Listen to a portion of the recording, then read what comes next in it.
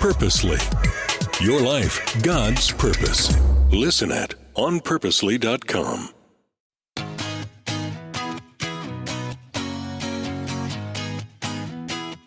I'm Julie Lyles Carr, and this is the AllMomDoes podcast. We have been having some conversations. I've been calling it a mini-series on what it means when you're differently abled. And I have some thoughts and philosophies on all that. We've had some really great guests that we've talked to.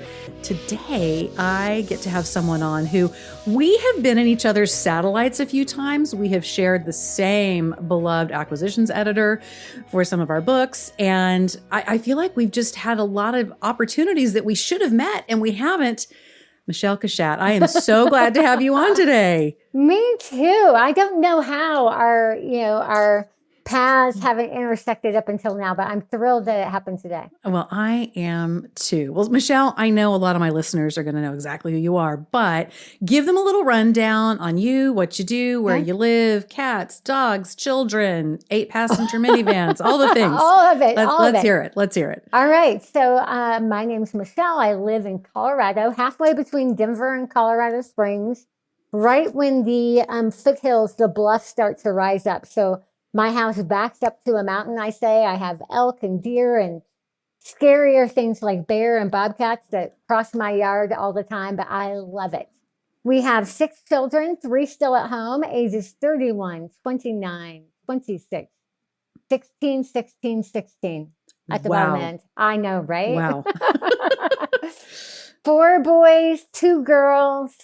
Two of my youngest 16-year-olds are girls, and I had no idea what mothering a girl was like in her teens until now. And sweet Jesus, you are getting the PhD. It's an adventure right now. Let's see. I'm a writer. I've written 4 books. My most recent coming out right now. I travel and speak internationally, and I'm also an executive coach. I work a lot with leaders, CEOs, executives, especially leaders of faith, helping them to more fully embody their leadership in their environments to be able to create change, impact their culture, develop teams, things like that. So that's the quick background and like the boring stuff about my life or the daily stuff about my life. And then I have all kinds of other experiences that I'm sure we'll unpack today. Yeah, you have had a full biography, my friend. You really have. I wasn't aiming to have a really good, rich resume, but somehow I ended up. But you got there. You got there. You know, Michele, I first became aware of you with a lot of your work with Michael Hyatt in the leadership and business space, and then ultimately realized that you were this person of faith who also had these really profound and beautiful ways of expressing your journey and talking about the things that you were learning. How has that been spanning? Because I do a little bit of this myself in my work as a ghostwriter. I also do a lot of corporate work, and it's always interesting to me kind of living in these 2 worlds that don't necessarily have to be completely disparate, but it is a weird kind of wardrobe change back and forth. Yeah. So how has that been for you? Did you feel like you started in the faith lane and kind of drifted toward business, or was it mainly business and you went into the faith lane? Like, what did all that look like, and how in today's world do you show yourself wholly in that way? And sometimes arenas that may not understand the faith thing. Yeah, totally. Well, it's hard to know what came first, other than the fact that I was raised in a Christian household. So faith has always been part of my story. I became a Christian when I was about 7 years old. I still remember it like yesterday. I wanted to follow Jesus with my whole heart. So that's been a part of my story from day one. At 16, I made a decision to do full-time Christian service, whatever that looked like. It could be in the marketplace, didn't have to be. At that time, I thought it would be a kind of a missionary kind of work. And then I got into my adulthood, and through a series of really unfortunate circumstances, I was married, divorced, ended up a single mom unexpectedly in my late 20s. And that's a whole story that is for another day. But the result of that meant I had to reinvent myself. So I went from being a pastor's wife, mom of a 1.5-year-old, to overnight becoming a single mom. And, where does a pastor's wife go when all of a sudden she's not a wife anymore, right? And so I had to reinvent myself. And that's when I went back into kind of the corporate world and got a job in sales, computer networking sales, and found out I really have a knack for business and sales and leadership. I actually was offered a promotion into a manager job within a very short amount of time. Here I was only about 27, 28 years old, offered to be a manager of a whole team of people and really excelled. And so that's kind of what started my love of the whole corporate world, business, marketplace, leadership development.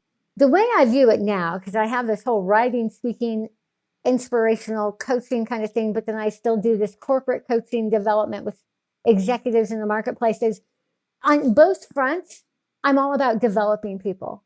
Mm-hmm. I pour into people. I teach, I coach, I mentor, whether that's in the books I write, whether that's from a platform when I'm speaking, or whether that's coaching an executive. I am all about sharing space with people in their hard places, whether it's at work or in real life, and helping to coach, mentor, develop them in order for them to become even stronger, healthier, more self-aware, more of who God made them to be. And so it really is the same, just in different avenues. I love that you're able to connect that thread, because so often we live a little bit bifurcated, right? We feel like we can either do like ministry, or we can do this other thing that we have passion for. Sometimes we may feel some guilt if we drift toward one that isn't seen as faith-based. We sometimes elevate industries and organizations that we see as faith-based. Yes. I love that you've been able to identify, hey, in all of it, I just want to help develop people into who God intended them to be. I think that's a really beautiful way of looking at it. I have a really big heart for helping people show up wholly as themselves, like show up whole. What does that look like to be a whole person in whatever environment I'm in, whether it's marriage or parenting or work or neighbors or privately? How can I be whole myself, and congruent, I guess is a good word too. Congruently myself in every environment. And when we're congruent, when we show up whole, we're actually better in the marketplace and better at home. Like when we stop bifurcating ourselves and kind of compartmentalizing ourselves, we actually are better in all those environments because we're being honest. We're not needing to quiet some part of ourselves to be somewhere. And so even as I coach leaders and even people who may not be people of faith, my challenge to them is the more healthy you can be inside and wholly embrace your full self, the better and more healthy you will be with the people that you lead. And I think that is so true to us, even in our faith spaces, right? Like totally, we talk so much about this showing up in a facade, with the people that we're supposed to be the most real and the most true with, and how sometimes our faith communities expect that of us. Yes. And then, of course, we know that can happen in business fronts as well. So I think that is such a powerful message. Now, you and I, as we were getting ready to start recording, we got to have some time to chat and bond that I really appreciated. Oh, it was my favorite. Oh, it was amazing. And one of the things that we got to speak on that we thought, this would really be great to bring into this particular interview today is the fact that you've walked through what some listeners may know has been a really difficult and challenging season of cancer and the effects of some of those surgeries and things that have happened. Now that you are through some of that and you have part of this journey under your belt where now you are on this other side, there are still residual effects that impact you. Michele, a lot of times I think when we think about someone who is differently abled, we think about something that maybe somebody was born with, maybe something they've been fighting for a while. We interviewed my daughter Mercy with cerebral palsy and heard about her experience. But our bodies are constantly shifting and adapting and aging. I think about in the Bible where I believe it was Paul who was told, or no, was it Peter? You can correct me. But basically, I think it was Jesus talking to Peter saying, you're going to hit a point where you're going to be led where you don't want to go. You're going to you're going to weaken. Things are just going to happen. And we forget that. So often we think that the health we have and the physical body we have in our 20s, 30s, and 40s and 50s is the one that we get to keep. And oh, if only. If only. And it is not. And so we forget that there could be times that you may have been born neurotypical, or you might have a neurotypical physiology, and that can change. Tell me about your journey when you were diagnosed, what the surgeries meant, and then what the effect has been on this side for you. And again, I so appreciate your willingness and transparency to talk about this. I think it's amazing. I am frankly honored that you allow me to talk about it, because I think that's often what happens. We want people's stories to be wrapped up with a red bow, and we often don't give them permission or space to be able to say on the backside of their struggle, I'm still struggling. Like there are still losses that I'm dealing with years afterwards. So I have had cancer 3 times. The first diagnosis came in 2010, unexpectedly, had an ulcer on the side of my tongue. My doctor told me it was nothing to worry about. I believed him. He was wrong. Yeah. Turned out to be squamous cell carcinoma of the tongue, which is cancer of the tongue. I didn't know that was a thing that even happened. At the time, I was only 39 years old, young, healthy. I ran half marathons, did triathlons. You know, I was like the poster child for not having this. On top of that, I make my living as a communicator, a speaker coach, all of that. So it was just like, really, out of all the things, why that? That initial diagnosis was kind of a best case scenario where it was cancer caught early. However, unfortunately, it came back 3 years later and then another 10 months after that. So I've had it 3 times now. The most recent time I had it they basically didn't make any promises of a cure at that point. They gave me about 2 weeks to get my affairs in order, put me in the hospital 2 days before Thanksgiving. They put a feeding tube in, knowing that I would eventually need that to save my life. They did a 9-hour surgery where they took out 2/3 of my tongue. They cut open my neck about 8 inches, took out blood vessels, my submandibular gland, lymph nodes, all of that. Some tissue to help rebuild my tongue, cut open my arm from wrist to elbow. There's reasons why I'm telling you all of this. Take the tissue from that to rebuild my neck and my mouth, and then another incision on my leg. Again, 9-hour surgery. I was like Humpty Dumpty. They had to basically cut all the cancer out and then try to take different pieces of my body to put me back together. Again. Mm-hmm. I was in the ICU for a couple of days, in the hospital for about a week. Then they sent me home, allowed me about 4 weeks to recover, after which point in time they started external radiation and chemotherapy. And without going into detail, the chemotherapy they used was pretty brutal, but the radiation, when you start shooting radiation at the face and neck, the consequences of that, the fallout from that, is significant. By the time all was said and done, I had a feeding tube for 6 months. I had a tracheostomy for 2 months. I had radiation burns from nose to chest, where literally my flesh was coming off. I had scars, incisions, all of these different things. I lost probably about 40 to 50 pounds and was literally on the brink of death. They basically said, we had to take you to the brink of death in the hopes of maybe saving your life. At one point, my vocal cords were so burned, they could not make a single sound. So I had to use a dry erase board to communicate for several weeks. After coming through all of that, began the very slow journey of trying to come back to life from that. So when you have that many burns inside and out, as well as having 2/3 of your tongue removed, they had to cut through a nerve in order to get all the cancer. On my arm, they cut through a nerve on my arm, so I don't have much feeling on part of my arm. My neck is somewhat deformed and doesn't move. I don't have the same mobility that I had. And then obviously the obvious is I had to completely learn how to eat, drink, swallow my own saliva, talk again. So I live with very much a permanent physical functional disability in just daily tasks like eating and drinking and swallowing. And on top of that, I lost my taste. I lost my ability to be able to eat some foods because I can't get it to go down my esophagus. And just the normal routine of us sitting at a dinner table. You know, we sit at the kitchen table, right? 3 meals a day, breakfast, lunch, dinner, sometimes more often. And we usually, relationship takes place over food. That's how it usually happens.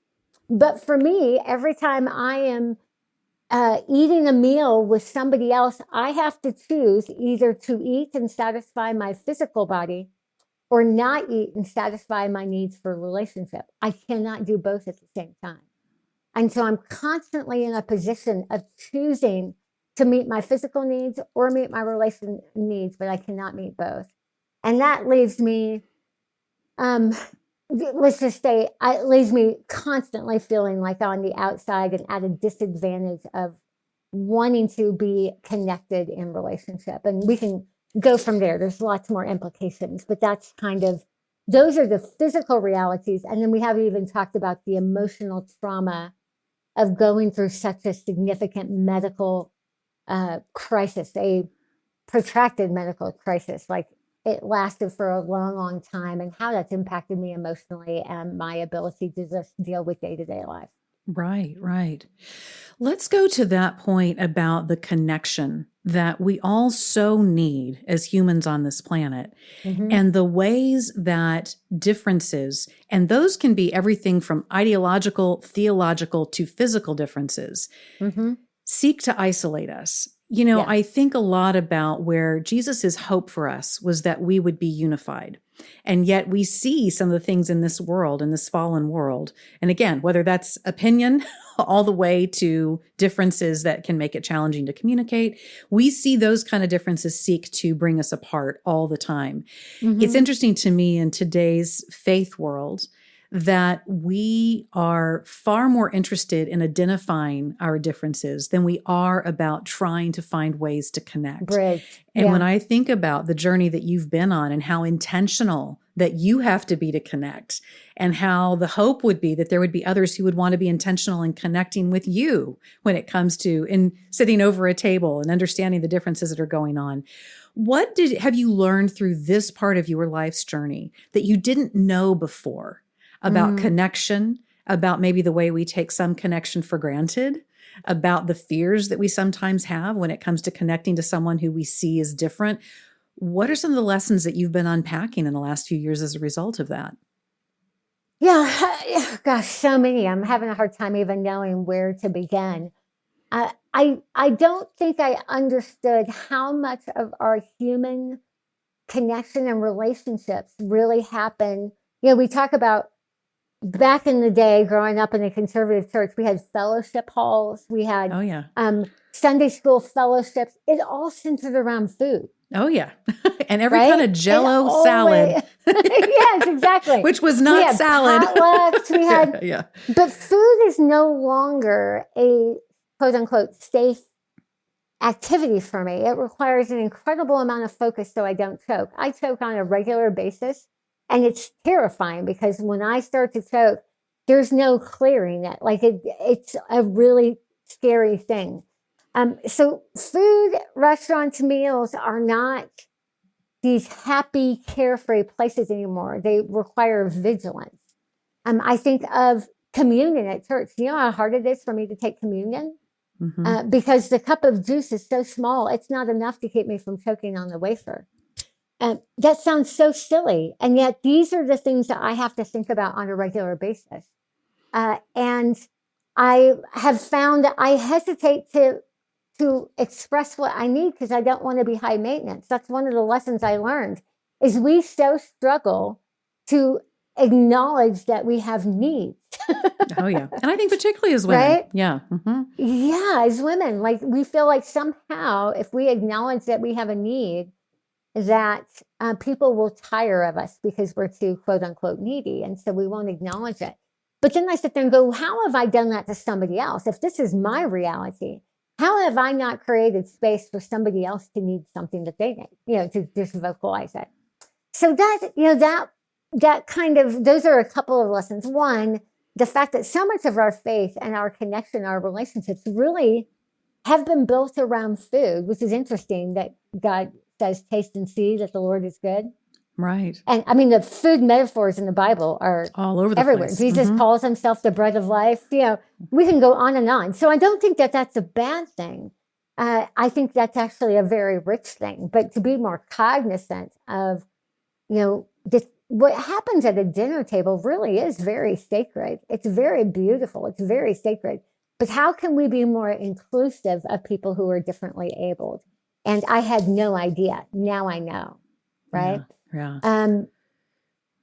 How can we, you know, I think of some of the lessons I've learned of how I don't recognize how what I perceive as being a minor loss is actually far more significant than I can realize. Right. Right. right? People think I look exactly normal. What's the big deal? You sound fine to me. You look fine to me. What's the big deal? And just that the lack of capacity to say perhaps their experience is far different than how I'm perceiving it. Why don't you ask rather than assume, right? Mm-hmm. And to learning to be able to tell somebody, tell me your story. What is it like for you?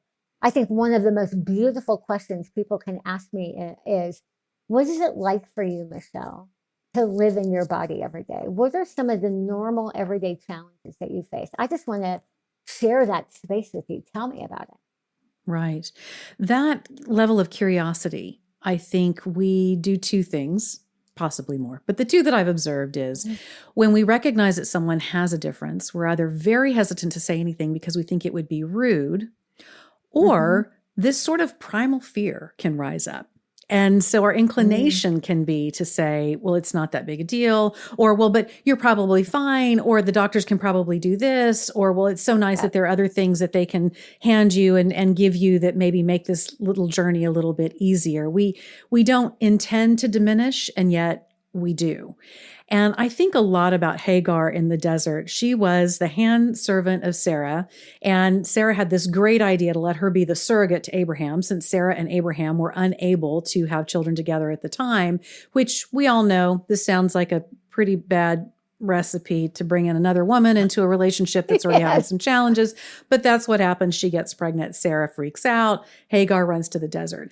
And there she encounters an angel of the Lord. And what he tells her is, the Lord has seen you. He sees you. And she gives God a nickname, meaning the God who sees me. So often when I think about these places that we have these differences, and yet our human inclination is to smooth over and say, we're not that different. We're not that different. We're not that different.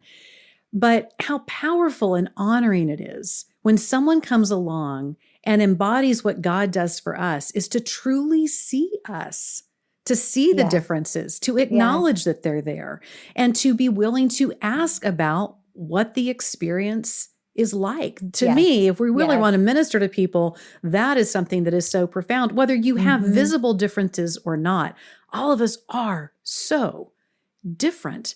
For you in this journey, what was it like acclimating to the body that you had and the functionality you had prior to these diagnoses to now? There's a phenomenon called phantom limbs. So soldiers who go to war and who end up with an amputation or amputation through other means, they still feel that sense of what was there and now it's gone.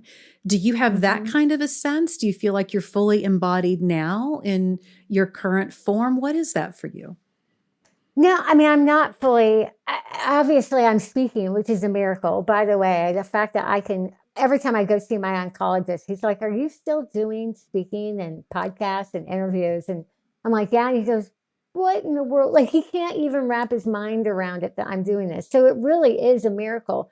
But it's also validating to me when he expresses that kind of shock and surprise, because the truth is it is taking extraordinary work to keep showing up and doing this all the time.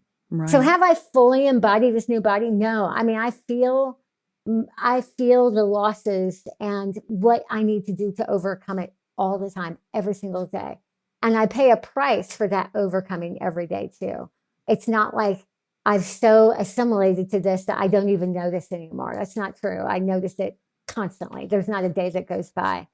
And I think that's a really important point, because there's somebody out there listening right now that in their minds, they're 3 months into a new experience, a new ability, and they're thinking, I should be further than I am now. Well, my friend, I am now, 8 years post-treatment, 8 years. And I still have days where I mourn my losses. Now, it's not as acute as it was. I don't feel devastated all the time like I used to. So I've definitely made some peace with my reality. But part of grief is giving honor to what's been lost.